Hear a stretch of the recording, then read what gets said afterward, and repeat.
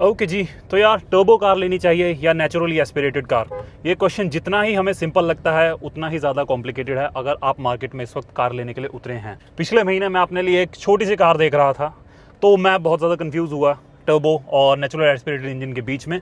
Although मेरे पास एक turbo engine है तो मैंने सोचा कि शायद और भी लोग होंगे जो इस टर्बो और नेचुरली एस्पिरेटेड के बीच में कंफ्यूज होते होंगे, क्यों ना इस पर एक वीडियो बनाई जाए। असल में हमेशा फास्ट कार आपके लिए अच्छी नहीं होती है। असल में आपके लिए हाई कंप्रेशन रेशियो वाले इंजन हमेशा अच्छे नहीं होते हैं। तो आपको लेना क्या चाहिए, इस चीज़ के बारे में आज बात करते हैं। पहले जो मैं आपको एक बेसिक एक्सप्लेनेशन दे देता हूँ, एक एन इंजन और एक टर्बो इंजन क्या होता है एक लेमैन वर्ड में। एन इंजन वो होता है जिसमें कोई एक्स्ट्रा आपको हवा इंजन के अंदर इंड्यूस करने के लिए कोई इक्विपमेंट नहीं लगा होता है। आपकी जो गाड़ी का कंबशन है वो जो नेचुरली जो बाहर से गाड़ी एयर खींच पा रही है उसके थ्रू ही होगा। लेकिन ऑन द अदर साइड जो टर्बो इंजन होता है उसमें एक स्पेसिफिक एक्स्ट्रा टर्बो लगा होता है आपके नेचुरली एस्पिरेटेड इंजन के ऊपर। ठीक है, इसमें भी दो तरह के इंजन होते हैं और उसके बारे में हम बाद में बात करेंगे। लेकिन जो एक्स्ट्रा टर्बो होता है वो आपकी हवा को बाहर से खींचता है, कंप्रेस करता है, इतनी सारी हवा को इतना छोटा करता है और आपके इंजन के अंदर धकेलता है, जिससे एक बेसिक फिनोमेना जिसे हम कहते हैं मोर ऑक्सीजन, मोर बर्निंग, ज़्यादा बड़ा कंप्रेशन, ज़्यादा बड़ा कंबशन और ज़्यादा जो है पावर निकलेगी। ये होता है बेसिक डिफरेंस अगर मैं आपको लेमैन में समझाऊं एक टर्बो इंजन और एक एन इंजन के बीच में। और उसी वजह से जो हम ये स्टेज वगैरह की ट्यूनिंग भी करवाते हैं ये सब अच्छी उसमें नहीं होती है एज कम्पेयर टू एक टर्बो इंजन। ये था एक बड़ा बेसिक सा डिफरेंस। ठीक है, फिलहाल जो है मुझे गर्मी लग रही है और एसी ऑन करते हैं। और सबसे पहले बात करते हैं इनकी स्ट्रेंथ क्या होती है। टर्बो कार अगर आप लेने के मार्केट में सोच रहे हो तो सबसे पहले आप उसके स्ट्रेंथ देखोगे, आप क्यों ले रहे हो, वो आपको जरूरी क्यों है एक नेचुरली एस्पिरेटेड के कंपैरेटिवली। टर्बो चार्जर वाली कार में क्या होता है, आपका जो थ्रोटल रिस्पॉन्स होता है ना वो कभी भी मतलब एकदम सटीक नहीं बैठता। आपने थोड़ा सा जो है पेडल दबाया, गाड़ी कुछ रिस्पॉन्स नहीं कर रही है। आपने जरा सा 1% उसके बाद और पेडल दबाया, आपके आरपीएम शूट अप करेंगे 4000 5000 आरपीएम 3000 आरपीएम पर, जो कि थोड़ा सा इंडियन ट्रैफिक के हिसाब से डिफिकल्ट हो जाते हैं सिटी में कैटर करने के लिए। इसीलिए बोलते हैं सिटी में जो है आप एनए कार की तरफ ज्यादा प्रेफर करो। एक फायदा और होता है कि इसका जो थ्रोटल रिस्पॉन्स होता है वो एकदम ऐसे शूटअप नहीं करता है, बड़े ही ग्रेजुअली ये जो है अपनी पावर बिल्ड करता है और ग्रेजुअली आपको आगे मूव करता है एज कम्पेयर टू एक टर्बो इंजन। टर्बो कार्स में एक चीज बहुत ज्यादा प्रोमिनेंट होती है जिसे हम कहते हैं टर्बो लैग। टर्बो लैग क्या होता है, जब आपकी गाड़ी आइडल है, जैसे ही आप उसे चलाने लगे हो तो आपकी गाड़ी एकदम डेड सा रिस्पॉन्स करेगी अनलेस और अनटिल वो उस पावर बैंड में नहीं पहुंच गई 1700 या 2000 आरपीएम वाले जो भी कंपनी ने उसे सेट किया हुआ है, मतलब 4000 आरपीएम 4500 आरपीएम या 3500 आरपीएम के आसपास, जहां पर वो अपनी मैक्सिमम पावर एफिशिएंसी आपको निकाल के दे सकेगी। उससे नीचे नीचे वो गाड़ियां डेड लगती हैं। लेकिन ऐसा जो है नेचुरली एस्पिरेटेड इंजन के साथ नहीं होता है। वो होते हैं वो आपको जब आपकी गाड़ी एक जगह पे हॉल्ट है उसके बाद आपने उसे चलाना शुरू किया तो आपको वो जो पावर है वहीं से फील करवाना शुरू कर दे कि भैया हाँ 1200 आरपीएम हो गया, 1800 आरपीएम हो गया, अब मैं गाड़ी पिक कर रही हूँ। लेकिन ये जो पिक करने वाला सिलसिला होता है ना, इसमें जो असली पावर जो आपको मिलती है वो आपको मिलती है जाके 4500 5000 6000 आरपीएम्स पर, जहां पर हम यूजुअली नहीं चलाते हैं। इसलिए हम कभी भी जो मैक्सिमम टॉर्क है ना उस गाड़ी का वो हम कभी ले ही नहीं पाते हैं, क्योंकि वो जो आपको मैक्सिमम टॉर्क है वो इतने ज़्यादा हायर बैंड्स पर मिलता है जो आप सिटी ट्रैफिक्स में मोस्टली अचीव नहीं कर पाते हो। लेकिन वहीं पर जो एक टर्बो कार होती है उसमें जो आपको मैक्सिमम टॉर्क जो है वो आपको मिल जाता है वो 1700 आरपीएम 1800 आरपीएम के बाद से मोस्टली 3000 आरपीएम तक आप उसे एंजॉय कर सकते हो, 3500 4000 आरपीएम तक एंजॉय कर सकते हो, जो कि आप सिटी में कहीं ना कहीं खींच लेते हो। जैसे ही आपने लाइट्स पे आप हॉल्ट हो और आपने जैसे ही पुश किया तो गाड़ी वो आपको मैक्सिमम टॉर्क जो है अचीव करके दे देती है। इसी वजह से आपने कभी देखा होगा कि दो गाड़ियां अगर आसपास खड़ी हैं, एक टर्बो वाली कार जो है ज्यादा जल्दी पिकअप पकड़ लेती है एज कम्पेयर टू एक NA car. Third point is maintenance and service cost. देखो, अगर आप मन बनाकर बैठे हो एक टर्बो कार लेने का या फिर एक नेचुरली एस्पिरेटेड कार लेने का, तो एक बहुत बड़ा फैक्टर है आपका कार लेने के पीछे, डिसाइडिंग फैक्टर जो हो सकता है वो है maintenance cost. Mostly maintenance cost जो होती है वो एक टर्बो कार की हमेशा ज़्यादा होती है एज कम्पेयर टू एक नेचुरली एस्पिरेटेड इंजन। उसका रीज़न क्या है कि इसमें मूविंग पार्ट्स जो हैं वो ज़्यादा होते हैं, इसमें जो पंप्स होते हैं वो लगे होते हैं ज़्यादा एज कम्पेयर टू अगर आप एन इंजन की बात करो। इसके जो इंजेक्टर्स होते हैं वो भी अलग होते हैं, वो कल को अगर ख़राब होते हैं तो आपकी मेंटेनेंस कॉस्ट उतनी ही ज़्यादा बढ़ जाती है। फॉर एग्जाम्पल मैं अगर आपको बताऊँ, इस कार में अगर मैं बैठा हूँ यहाँ पर दो पंप्स लगे होते हैं। एक तो हमारा जो फ्यूल पंप नॉर्मली हो गया, उसके बाद एक अगर लगा होता है high pressure pump. High pressure pumps जो होते हैं उनका काम क्या होता है, जो फ्यूल उन्होंने पीछे से उठाया है उसको बहुत ही हाई इंटेंसिटी के साथ आपके इंजेक्टर्स के अंदर भेजना।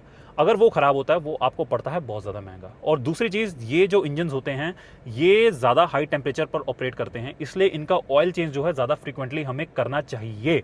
ठीक है, एज कम्पेयर टू एक नेचुरली एस्पिरेटेड इंजन वहाँ पर कुछ ऐसा तामझाम बहुत ज़्यादा नहीं होता है। फ्यूल जो उठा इंजेक्टर्स में आया, अंदर गया, बर्न हुआ, दैट्स इट। उसके अलावा और कुछ नहीं है उसमें। कोई बाहर से हम फोर्सफुली जो है ऑक्सीजन को अंदर इंड्यूस नहीं कर रहे हैं, जिसमें एक टर्बो चार्जर भी लगाओ, फिर उसके बाद उसमें जो टर्बो चार्जर को ठंडा करने के लिए एक्स्ट्रा हमारे पास चीज़ें लगी होती हैं, हमारे पास हाई प्रेशर पंप है। ऐसी ही बहुत सारी चीज़ें होती हैं जो हमारी मेंटेनेंस कॉस्ट को 50-60 हज़ार किलोमीटर्स के बाद जो है बढ़ा देती हैं। इसलिए आपको प्रिपेयर रहना चाहिए इस चीज़ के लिए कि भैया अगर आपने टर्बो चार्जर कार रखी है तो उसकी मेंटेनेंस कॉस्ट जो है वो कहीं ना कहीं एक एनए इंजन से 4-5 हज़ार रुपये, 4,000 रुपये के आसपास जो है ईयरली, अगर तो रेगुलर मेंटेनेंस हो रही है तो इतनी तो ऊपर आएगी ही आएगी। और एनए इंजन के साथ ऐसा क्या होता है, उनका डिज़ाइन जो होता है ना बहुत ज़्यादा सिंपल डिज़ाइन होता है। जैसे आज तक एनए इंजन चलते आ रहे हैं वैसा ही डिज़ाइन उनमें होता है, बस उनका साइज़ बढ़ा दिया गया है, उन्हें 1500 सीसी कर दिया गया है, 1200 सीसी कर दिया गया है, उनमें थोड़े बहुत जो हैं कूलिंग के मैकेनिज्म चेंज कर दिए गए हैं, दैट्स इट। अगर उनकी मेंटेनेंस आपको 10,000 पर बोलिए, आप उसे कई बार 11,000 या 12,000 पर भी मारुति की मोस्टली गाड़ियों के साथ लोग कर देते हैं। आप उन्हें कर दोगे तो लॉन्ग टर्म में आपको बहुत ज़्यादा इफेक्ट नहीं डालेंगे वो। टर्बो इंजन के साथ एक प्रॉब्लम होती है कि अगर आप इनकी मेंटेनेंस अगर 10,000 पे या 15,000 पर बोली है तो इन्हें जो है आप अगर लॉन्ग टर्म के लिए रखना चाहते हो तो कहीं ना कहीं आप इसे 7,000 और 8,000 किलोमीटर्स पर ही सर्विस करवा दो। 10,000 की वेट मत करो, 10,000 से ऊपर तो जाने ही मत दो। फिर उसके बाद लोग कहते हैं कि भैया टर्बो कार्स अच्छी नहीं है, ये वो, इनमें मेंटेनेंस बहुत महंगी आती है। इनकी मेंटेनेंस टाइम से पहले आप इनकी सर्विस करवा दो तो ज़्यादा बेटर है, आपको ये लंबा साथ देंगी, नहीं तो नहीं। एक चीज़ और क्या होती है, अगर आप मोस्टली अपनी फैमिली के साथ ट्रिप पर कहीं जाते हो, लॉन्ग ड्राइव पर दूर जाते हो, तो आई वुड से आप प्रेफर करो एक नेचुरली एस्पिरेटेड कार। ठीक है, उसके लिए रीज़न क्या है कि अगर आपके बाई चांस से कहीं खराब गाड़ी जो है वो ख़राब हो जाती है, आसपास सर्विस स्टेशंस नहीं है, तो आपकी एनए कार को जो है एक लोकल मैकेनिक भी ठीक कर सकता है। वहीं कुछ ऐसे ब्रांड्स की कार होती हैं, वीडब्ल्यू हो गया, शोड़ा हो गई, फोर्ड हो गई, कुछ अमेरिकन कार्स हो गई, इन कंपनीज के साथ प्रॉब्लम क्या होती है, इन पर जो है लोकल मैकेनिक जल्दी देकर अपना हाथ नहीं बिठाता है। रीज़न बीइंग क्योंकि इनके एरर कोड्स हटाने इतने इजी नहीं होते हैं, इनके पार्ट्स जो हैं इतने इजी अवेलेबल नहीं होते हैं।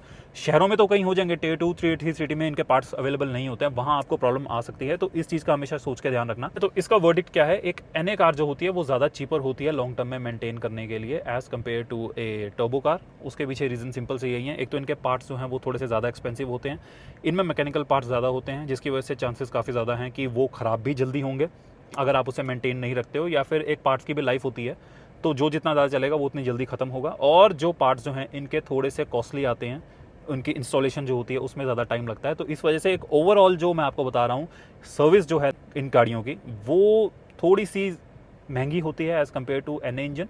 और इनकी लाइफ भी, जहाँ तक अगर आप मेंटेनेंस नहीं कर पाते हो, अगर आपको आदत है कि आप टाइम पर सर्विस नहीं करवाते हो, तो हाँ कहीं ना कहीं आपके पास जो एक एनए कार है वो ज़्यादा लंबी चलेगी एज़ कम्पेयर टू एक टर्बो कार। देखो, 4 चीज़ है रिलायबिलिटी फैक्टर्स। एक एनए इंजन जो है ना वो सदियों से चलता आ रहा है, ठीक है, वो अब इस हद तक पॉलिश हो चुका है कि वो बहुत ज़्यादा रिलायबल है एज़ कम्पेयर टू एक टर्बो इंजन। उसके रिलायबल होने के पीछे कुछ चीज़ें हैं, इंजन बड़ा है, उसे बहुत ज़्यादा आपको पावर डिलीवर नहीं करनी है, तो ठीक है वो हर टाइम जो है स्ट्रेस के अंदर नहीं रहता, वो उतना ज़्यादा गर्म नहीं चलता, और जो है रफ यूसेज को एक एनए इंजन ज़्यादा अच्छे से हैंडल कर पाता है एज़ कम्पेयर टू एक टर्बो इंजन। और फ्यूअर पार्ट्स होते हैं इसमें चलने वाले, मतलब मूविंग पार्ट्स जो है इसमें as compare to a turbo engine इसमें कम होते हैं, जिसकी वजह से इसके फेलियर के चांसेस भी कम होते हैं, जो कि इसकी रिलायबिलिटी को बहुत ज़्यादा बढ़ा देता है। ठीक है, और इसके अलावा अगर आप टर्बो इंजन को देखो, टर्बो इंजन जो हैं वो काफ़ी ज़्यादा स्ट्रेस में चलते हैं, काफ़ी ज़्यादा गर्म चलते हैं, उन्हें आपको हर वक्त जो है वो परफॉर्मेंस डिलीवर करनी है जिसके लिए वो बनाए गए हैं। उससे जो है कहीं ना कहीं इनकी रिलायबिलिटी जो है काफ़ी ज़्यादा कम हो जाती है एज़ कम्पेयर टू एक एनए इंजन। इसका वर्डिक्ट ये है यार, हाँ एनए इंजन जो हैं वो प्रूवन है अपनी रिलायबिलिटी के लिए। अगर आप मारुति के इंजन देख लो, अगर आप होंडा के इंजन देख लो, अगर आप Hyundai के इंजन्स देख लो, अगर आप किया के इंजन्स देख लो, किया तो चलो फिर भी रिलेटिवली न्यू कंपनी है, अगर आप पहली 3 कंपनीज़ के अगर आप इंजन्स को, पुराने इंजन्स को भी देखो, ये काफ़ी ज़्यादा रिलायबल हैं एज़ कम्पेयर टू अगर आप VW के इंजन्स देख लो, स्कोडा के इंजन्स देख लो, महिंद्रा के इंजन्स देख लो, टाटा के टर्बो इंजन्स देख लो, इन सब की रिलायबिलिटी फैक्टर कहीं ना कहीं मार खा जाती है as compare to NA engines. उसका रीज़न सिंपल यही है। तो 5th पॉइंट ऐसा है, फ्यूल एफिशिएंसी। फ्यूल एफिशिएंसी एक ऐसा फैक्टर है जो अगर एक 2 व्हीलर से आदमी उठकर 4 व्हीलर पर आ रहा है तो वो इसे ज़रूर कहीं ना कहीं कंसिडर करेगा। एक नेचुरली एस्पिरेटेड इंजन और एक टर्बो चार्जर इंजन, ये दोनों की फ्यूल एफिशिएंसी में ज़मीन आसमान का अंतर होता है। फॉर एग्जांपल, अगर आप टर्बो कार को एक सिटी ड्राइव में चलाएंगे तो मोस्टली ये आपको माइलेज जो है वो कहीं ना कहीं कम देगा। कम देने का रीज़न इसका यही है, टर्बो इंजन जो है इसे आप ज़रा सा भी पंजा दबाओगे, जो हाई प्रेशर फ्यूल पंप है वो ज़्यादा फ्यूल भेजेगा, तो वहाँ से टर्बो कहेगा मैं ज़्यादा हवा भेजूंगा, उसकी वजह से कंबशन ज़्यादा होगा, आपकी गाड़ी तेज़ भागेगी और उतना ही जल्दी आपकी गाड़ी जो है फ्यूल लेगी। आप एक सिटी में एक टर्बो कार से फ्यूल एफिशिएंसी मान के चलो कहीं ना कहीं आपको 7 या 8 के आसपास देगी। बहुत ज़्यादा पुश कर दोगे तो ये 5 के आसपास भी आ जाएगी। लेकिन उल्टी जगह पर अगर आप इसे हाईवे पर चलाओगे तो हाईवे पर ये आपको कहीं ना कहीं 17, 18, 19 के आसपास भी माइलेज निकाल के दे देती हैं। रीज़न बीइंग कि ये अपने उस पावर बैंड के अंदर रहती है, 1700 से 3500 वाले आरपीएम के अंदर। ठीक है, वहाँ अपने स्वीट स्पॉट पर जब ये रहेगी, एक्स्ट्रा एरिया अंदर खींचेगी, तो ये कंबशन बहुत अच्छा बनाती हैं गाड़ियाँ। हायर कंप्रेशन रेशियो होने की वजह से ये गाड़ियाँ माइलेज भी हाईवेज पर ज़्यादा अच्छा देती हैं एज़ कम्पेयर टू एक NA कार, और इक्वल टू एन NA कार। वहीं एक NA कार जो है सिटी में काफ़ी ज़्यादा अच्छा माइलेज निकाल के देती है। फॉर एग्जांपल अगर एक ये कार आपको 7 से 8 निकाल के दे रही है, तो वहीं एक NA कार आपको 11 से 12 का माइलेज भी निकाल के दे सकती है। तो ये काफ़ी बड़ा डिसाइडिंग फैक्टर है यार, अगर आप एक गाड़ी इस वक्त मार्केट में लेने के लिए निकले हो और आप एक अच्छी एफिशिएंसी वाली कार लेना चाहते हो, आप कंफ्यूज हो एक टर्बो कार के बीच में और एक नेचुरल एस्पिरेटेड कार के बीच में, तो आई वुड से अगर आपकी मोस्टली आपकी जो राइडिंग है 80% वो सिटी के अंदर ही अंदर है, तो आप कभी भी मत जाओ एक टर्बो कार के लिए, stay stick to natural aspirated engine. अगर तो माइलेज आपका एक बहुत बड़ा फैक्टर है। And now the sixth thing, fun to drive. Fun to drive अगर मैं आपको कहूँ कि आपके पास कोई ऑप्शन ही नहीं है फन टू ड्राइव में, आपके पास सिर्फ और सिर्फ टर्बो कार्स है मार्केट में इस वक्त, तो ये गलत बात है। ठीक है, ऐसा नहीं होता है। फन टू ड्राइव में आपके पास होंडा की एलिवेट मिलेगी, आपको 1.5 सीसी का जो आईवेटेक इंजन है, या फिर आपको 1.5 सीसी का जो होंडा सिटी का इंजन है वो भी मिल जाएगा। लेकिन फन टू ड्राइव फैक्टर में क्या होता है ना, आपको जो सडन रश जो होता है वो आपको एक टर्बो कार ही दे पाती है। अगर आप गाड़ियां ढूंढने इस वक्त मार्केट में निकले हो, तो एक होते हैं एंथुजियास्ट और एक होते हैं नॉन एंथुजियास्ट। नॉन एंथुजियास्ट जाएंगे NA कार्स के लिए, एंथुजियास्ट जाएंगे टर्बो कार्स के लिए हमेशा। तो टर्बो कार्स जो हैं वो हमेशा से फन टू ड्राइव रही हैं, उन लोगों को पसंद आई है जिन्हें वो सडन जर्क, सडन रश जो है वो फील करवाना है, जिन्हें कोई लेना देना नहीं है कि उनकी गाड़ियाँ माइलेज कितना दे रही हैं, उनकी गाड़ियों में जो स्पेयर पार्ट्स हैं वो कितने महंगे लगेंगे, उसके बाद से उनकी गाड़ियों की जो सर्विस है वो कितनी महंगी होंगी। फन टू ड्राइव जो वर्ड है वो हमेशा टर्बो कार के साथ स्टिक रहेगा, अनलेस और अनटिल आप होंडा के आईवेटेक इंजन पर ना चले जाओ, वो कहीं ना कहीं कंपेयर कर सकते हैं इन इंजन के साथ। तो इसका वर्डिक्ट क्या है, टर्बो कार रश आपको फील करवाती है, वहीं एक NA कार जो है बहुत ज़्यादा प्रिडिक्टेबल होती है और बहुत ही ज़्यादा आपको स्मूथ ड्राइव करवाती है। तो अगर आप मार्केट में कोई ऐसी गाड़ी ढूंढ रहे हैं जिससे आपको पावर मिले या फिर जो आपको सडन रश फील करवाए, तो हाँ NA कार से आप थोड़ा सा दूरी बना सकते हो और उस जगह को दे सकते हो आप टर्बो कार के लिए। तो यार इंडिया में इन 4 रियलिटी चेक्स को ना आप कभी भी इग्नोर मत करना। एक तो हमारे यहाँ का ट्रैफिक, हमारे यहाँ का हाई टेम्परेचर, हमारे यहाँ की फ्यूल की क्वालिटी और लॉन्ग टर्म ओनरशिप। सबसे पहले बात करते हैं हाई ट्रैफिक की। हम घंटों घंटों जाम में फंसे रहेंगे, लेकिन एक टर्बो कार को अगर आप लेके जाम में फंसे रहोगे ना, तो ये गाड़ियाँ आपकी लॉन्ग टर्म ओनरशिप को काफ़ी ज़्यादा हैम्पर करेंगी। उसके रीज़न क्या है, ये गाड़ियाँ जल्दी गर्म होती हैं। जैसे मैंने पहले भी बताया, मैं काफ़ी बार बड़ी चीज़ बता चुका हूँ, ये गाड़ियाँ गर्म बहुत ज़्यादा जल्दी होती हैं। जैसे ही आप इन्हें bumper to bumper traffic jam में घंटों तक फंसा कर रखोगे, तो इन्हें एक्स्ट्रा कूलिंग की ज़रूरत पड़ती है जो वहाँ पर नहीं मिल पाती, जिसकी वजह से इनका जो इंजन ऑयल है वो ज़्यादा जल्दी जो है अपना लाइफ स्पैन को ख़त्म करता है। इनके कूलेंट जो है उनके लाइफ स्पैन बहुत ज़्यादा कम होती है। बार बार जाम में फंसने से, रोज़ रोज़ अगर आप बम्पर टू बम्पर ट्रैफिक में फंस रहे हो, अवॉइड टर्बो कार्स। दूसरी चीज़, फ्यूल क्वालिटी। हमारे यहाँ पर फ्यूल क्वालिटी यार अभी उतनी अच्छी नहीं आ रही है। ठीक है, हमारे पास E10 E20 मिक्स हो गया, वो तो जो खराब कर रहा है काम वो तो कर ही रहा है, उसको हम कुछ नहीं कर सकते। अब एक NA कार जो है वो खराब फ्यूल को ज़्यादा अच्छे से हैंडल कर लेती है एज़ कम्पेयर टू एक टर्बो चार्जर वाली कार। टर्बो चार्जर में अगर आपने कुछ भी खराब क्वालिटी का फ्यूल डाला, सबसे पहले आपको EPC की लाइट देगा, चेक इंजन की लाइट देगा, आपके इंजेक्टर्स जाएंगे, आपकी फ्यूल रेल जाएगी, आपका हाई प्रेशर पंप जाएगा, आपके पिस्टन के सील्स जाएंगे। ठीक है, ये सब खर्चों के लिए आप तैयार रहो अगर आपके आसपास कहीं अच्छा फ्यूल नहीं मिलता है। टर्बो कार्स को हमेशा अच्छा फ्यूल देना है आपने। मैं काफ़ी लोगों को वीडियोस में के कमेंट सेक्शन में बहुत बोलता हूँ, भैया XP95 से नीचे मत आओ, आप नॉर्मल पेट्रोल मत डलवाओ। आपके पास चाहे VW या स्कोडा या Hyundai किसी भी ब्रांड का टर्बो चार्जर इंजन है, आप कॉम्प्रोमाइज़ मत करो, स्टे स्टिक टू XP95। या तो उससे ऊपर का फ्यूल डलवाओ, उससे नीचे बहुत ही ज़्यादा कोई ख़राब सिचुएशन हो जाए तब जाकर आप कोई फ्यूल डलवाओ, नहीं तो नहीं। और एक जो है काफ़ी ज़्यादा बड़ी चीज़ आती है हमारे शहरों में कि हम जो है वो गाड़ी सिटी में चलाना चाहते हैं या पहाड़ों पर चलाना चाहते हैं। मेरे हिसाब से जितना मेरा एक्सपीरियंस है, पहाड़ों पर एक NA इंजन से ज़्यादा अच्छा जो है आपको एक टर्बो इंजन फील करवाएगा, क्योंकि टर्बो में जो वो पावर है जो हाई एल्टीट्यूड्स पर चाहिए वो ज़्यादा अच्छी मिलती है एज़ कम्पेयर टू एक NA इंजन। NA इंजन जितनी ऑक्सीजन वहाँ पर, अगर ऑक्सीजन की वहाँ कमी है तो वो ऑक्सीजन उतनी ज़्यादा अंदर नहीं भेज पाएगा एज़ कम्पेयर टू अगर आप एक टर्बो चार्जर को देखो। टर्बो चार्जर जो है हवा से ज़्यादा ऑक्सीजन कलेक्ट करेगा और इंजन के अंदर भेजेगा, जिससे वहाँ बड़ा धमाका होगा और ज़्यादा पावर जो है व्हील्स तक जाएगी। ठीक है, तो अगर आप पहाड़ों पर रहते हो यार, अगर आप वहाँ लेने की सोच रहे हो, तो बहुत लोगों को ये लगता है कि टर्बो इंजन्स जो हैं पहाड़ों पर फेल हो जाते हैं, बट टर्बो इंजन्स पहाड़ों पर फेल नहीं होते। वो परफॉर्मेंस आपको ज़्यादा अच्छी निकाल के देते हैं। लोग इसीलिए वहाँ मना करते हैं क्योंकि टर्बो इंजन्स की वहाँ पर सर्विस सेंटर्स नहीं है, वहाँ पर आपको इनके पार्ट्स ज़्यादा अच्छे अवेलेबिलिटी नहीं है अगर ये ख़राब हो जाएँ।